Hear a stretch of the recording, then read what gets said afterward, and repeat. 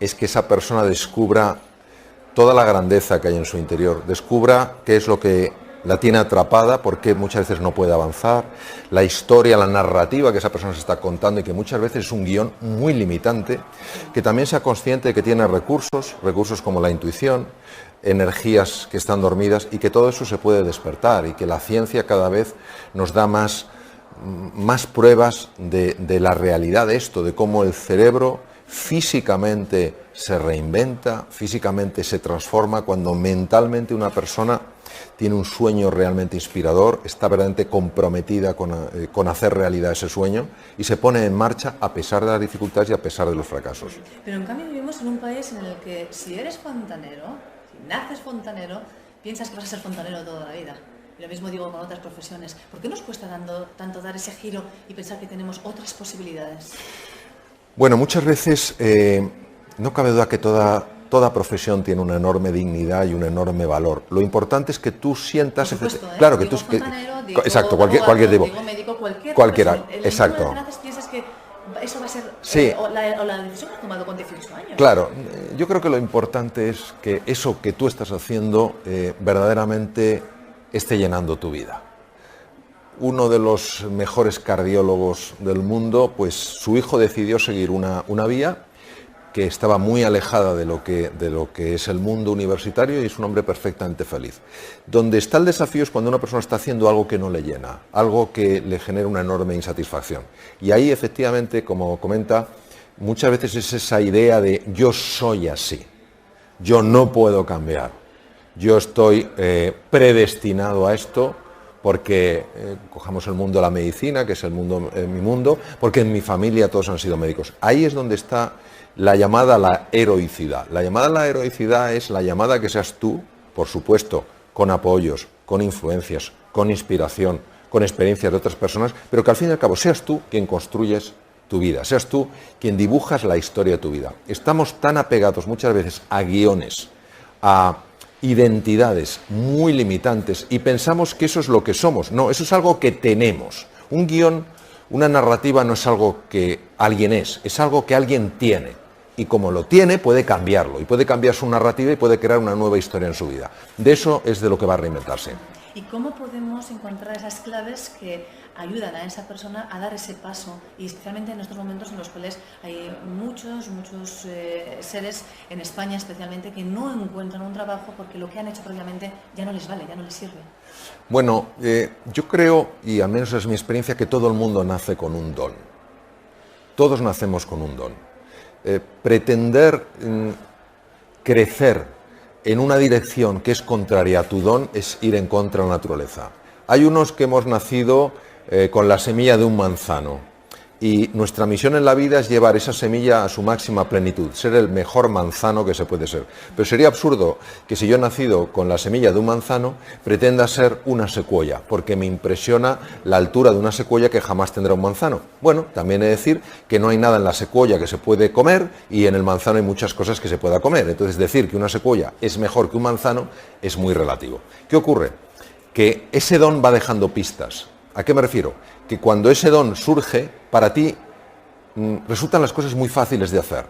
Los demás se sorprenden ante lo fácil que es para ti ello. Pero como para ti es tan natural, te sorprende su sorpresa. Ahí es donde una persona ha de explorar. Es como aquel que decía, le comentaba a un amigo, es un caso real, le decía, ¿cómo envidio cómo toca tu hermano el saxofón? ¿Cómo me gustaría tocar el saxofón como tu hermano? Y este le contestó, no es verdad. Y este dijo, ¿por qué? Preguntó, ¿por qué? Dice, porque si fuera así ya lo estarías tocando. Ese es el punto. Es decir, que muchas veces deseamos las cosas, pero no hay ese anhelo profundo. Cuando uno es capaz de sintonizar con ese don, que en el fondo lleva en sí el anhelo de llegar a su máxima plenitud, entonces la experiencia de vida, independientemente de lo que digan los demás, la experiencia que uno tiene de su propia vida es que es una vida exitosa. Unos pueden mirar un manzano y decir, wow, no es como una secuoya. Pero es que ni necesita serlo. Un manzano está llamado a ser manzano, una secuoya a ser secuoya. Y eso es lo que yo creo que tenemos que entender. Y cuando una persona está viviendo de acuerdo a su llamada, esa persona experimenta lo que es la felicidad. Si depende de los comentarios de los demás, que a lo mejor un día les gusta más los manzanos y otros las secuoyas, entonces está tremendamente hipotecado por esa opinión ajena. ¿Y cómo uno encuentra su semilla, su talento? Porque a veces somos realmente ciegos a lo que, Sí. al valor de uno mismo. Porque, esa es una muy buena pregunta, porque como nuestro don para nosotros es natural, jamás le hemos dado especial importancia. Y aunque los demás de alguna manera no lo dicen, por ejemplo, yo cuando era pequeño me decían que cómo contaba historias, que les encantaba cómo contaban las historias. Cuando yo contaba una historia, pues la gente se quedaba callada y escuchaba. Y a mí me parecía tan natural, tan normal, que jamás le di importancia. Heme aquí en un foro tan importante a nivel nacional e internacional como es la Innovation Week aquí en Pamplona, contando una historia. Entonces al final, pues de alguna manera la vida me ha llevado a aquello que se me da naturalmente bien. Que luego hay que desarrollarlo, que hay que potenciarlo, hay que entrenarlo, naturalmente que sí. Pero la clave es que estés muy alineado con aquello que se te da bien. Y estate atento a cuando alguien te comenta, oye, qué bien se te da esto. No sé qué tal. Bueno, es normal, es natural. No, es natural para ti, pero para otros no. Atención a los cumplidos, entonces. Claro, atención a los cumplidos cuando vienen de personas que te los dicen no por halagarte, sino porque se han quedado sorprendidos.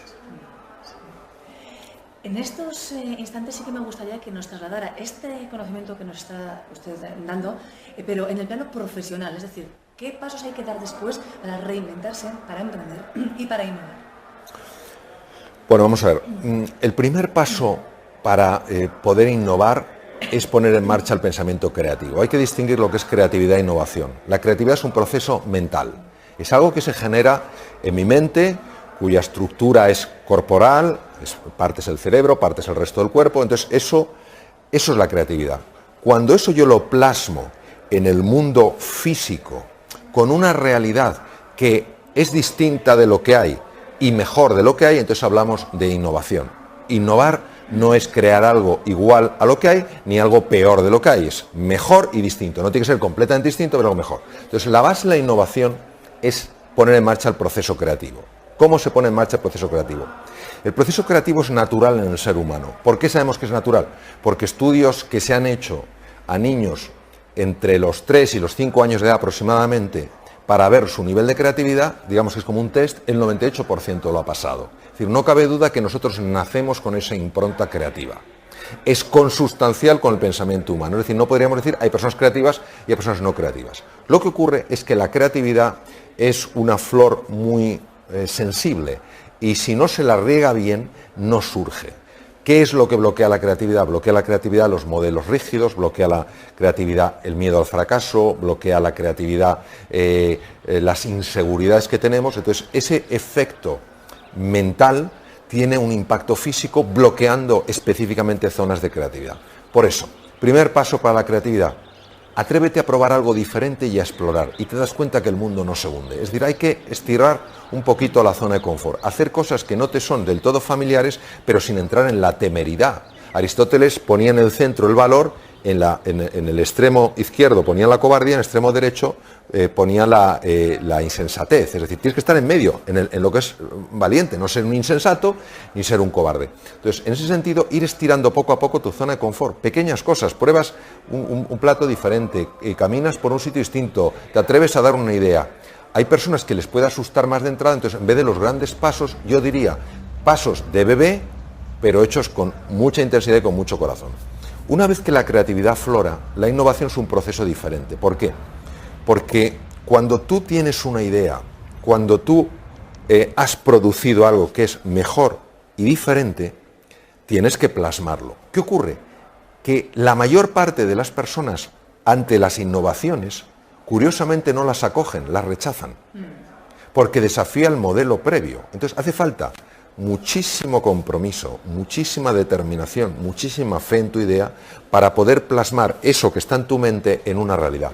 Cuando uno estudia la vida de inventores, yo estudio la de unos cuantos, te das cuenta de hasta qué punto creían en su idea, pero hasta qué punto tuvieron que invertir esfuerzo, dedicación, compromiso, persistencia y paciencia para que su idea fuera aceptada.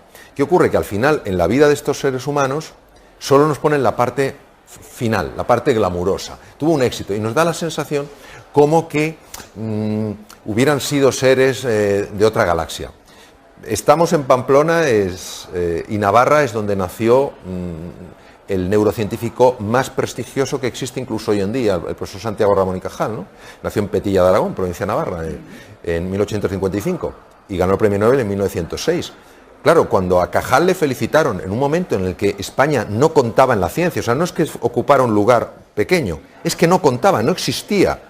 Cuando él gana el premio Nobel de Medicina y Fisiología en 1906, le entrevistó un periodista. Le dijo: don Santiago, ¿qué se siente siendo un genio? Y él se enfadó porque él no quería transmitir esta idea. Él atribuía todos sus éxitos a su determinación, a su persistencia, a su compromiso. Pero esa parte no todo el mundo está dispuesto a hacerla. Porque eso es como cuando va a una carretera de peaje, tiene que pagar un precio. No todo el mundo está dispuesto a pagar el precio de la incomprensión, el precio de levantarse después del fracaso, el precio de la persistencia, el precio de la paciencia. Queremos un éxito rápido. Esto es como una planta. Tú no tienes una planta hasta que la semilla ha puesto las raíces, ha crecido, etc. Entonces, este es el punto donde puede haber una gran creatividad y una muy baja innovación. Pero si no hay creatividad, no puede haber innovación. Semilla, agua, determinación y la posibilidad de reinventarse con Mario Alonso Puig. Un placer. Muchísimas gracias por habernos atendido. Muchas gracias, muchas gracias.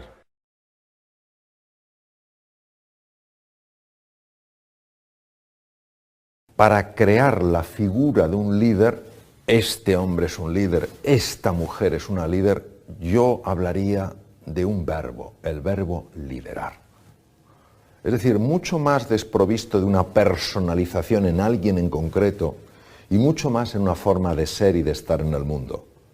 Porque si hay un verbo liderar, quiere decir que todo el mundo puede en algún momento liderar. No tiene que ser específicamente esta persona el líder, específicamente esta persona la líder.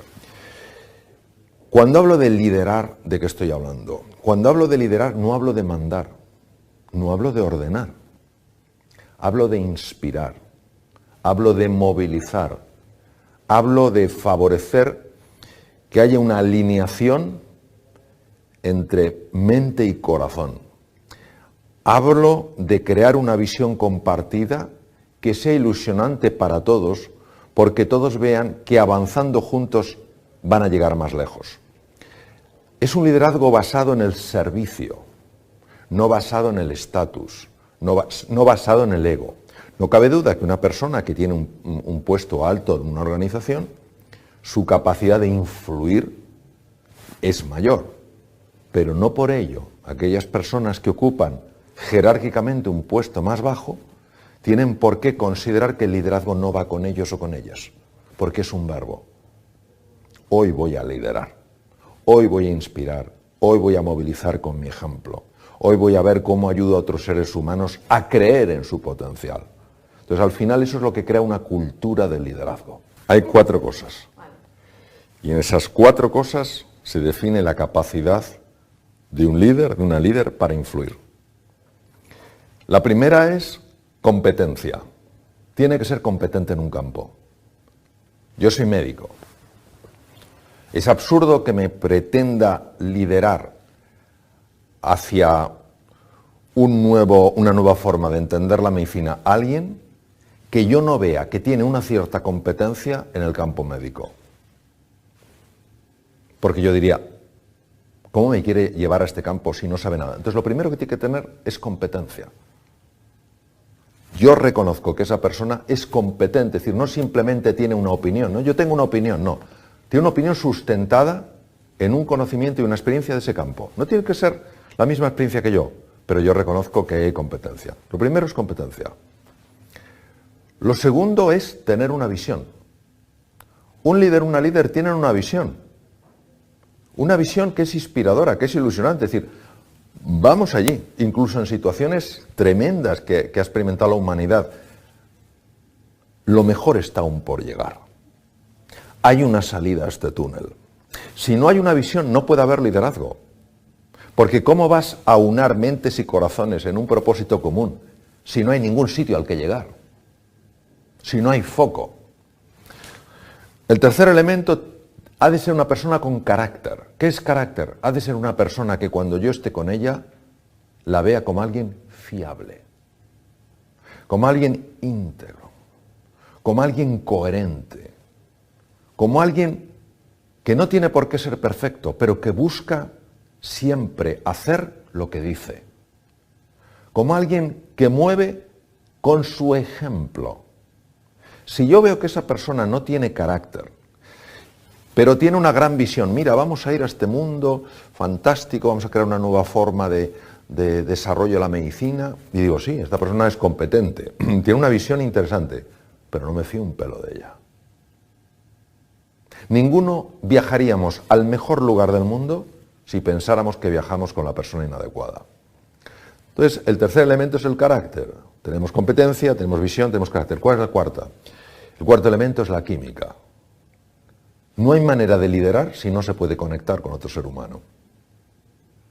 Si yo estoy frente a una persona que es competente, que tiene una visión, que es fiable, pero que yo no me siento para nada cómodo a su lado, que no tengo la sensación de sentirme entendido por él o por ella, es muy raro que yo lo dé todo en ese proyecto, en ese viaje. Entonces son esas cuatro cosas. Eres competente, tienes una visión, estás desarrollando un carácter que te convierte en alguien fiable, te importa conectar con las otras personas. Si tienes estas cuatro cosas, el liderazgo es natural. Porque el liderazgo no se fuerza, el liderazgo sucede. Hay muchos líderes que yo conozco en distintos entornos y que ellos no se ven como líderes, pero todo el mundo les ve como líderes. Aquel que dice, yo soy el líder, me tenéis que seguir, no sabe de qué va la historia. No sabe de qué va la historia. O sea, el líder no impone, el líder atrae. ¿Y cómo atrae? Por su forma de ser y de estar en el mundo. Claro, trabajar estas cuatro cosas, eso es un desafío. Por eso hay tan pocos líderes, de verdad. Ahora, cuando tú ves un líder, el impacto es inmediato. Es como cuando ves un oasis en medio del desierto. Todo el mundo es atraído hacia ahí. Hay un debate continuo, esto es, como la cuestión infinita, ¿no? Nace, se hace... Lo que sabemos es lo siguiente, hay personas que nacen ya con una capacidad más desarrollada que otros para influir. Su forma de hablar, su forma de mirar, su forma de hacer frente a los desafíos, hace que otras personas consideren admirable esa forma de estar. Y se ve en niños muy pequeñitos. Uno de mis maestros, el profesor Davidson, demostró que existen características cuando se nacen que hacen que, de alguna manera, una persona sea más atrevida en la vida. No podemos imaginarnos un líder que no sea atrevido, que no, una mujer que no sea atrevida y decir, es una líder. No, tiene que haber ese elemento de riesgo. Ahora, también sabemos, gracias sobre todo a los conocimientos modernos de neuroplasticidad, que hay una capacidad entrenable enorme, de tal manera que cuando uno toma conciencia de que todos somos llamados a ser líderes, no para aparecer en periódicos o en televisiones, sino para ayudar a otros seres humanos a alcanzar su potencial, alguien que aparentemente nació con menos capacidades para liderar puede llegar a niveles sorprendentes. Un ejemplo muy clásico es el de Gandhi. Mohandas Gandhi, Mahatma quiere decir alma grande, que se llamaba, pero su nombre es Mohandas Gandhi. Él ejerció la abogacía. No ganó un solo pleito. Él ejercía como abogado, se formó en Londres, ejercía como abogado en Bombay. No ganó un solo pleito. ¿Por qué? Porque para un abogado es fundamental en un pleito tener retórica, capacidad de convencer, capacidad de influir. Un hombre pequeñito, delgado, encogido, con una voz callada.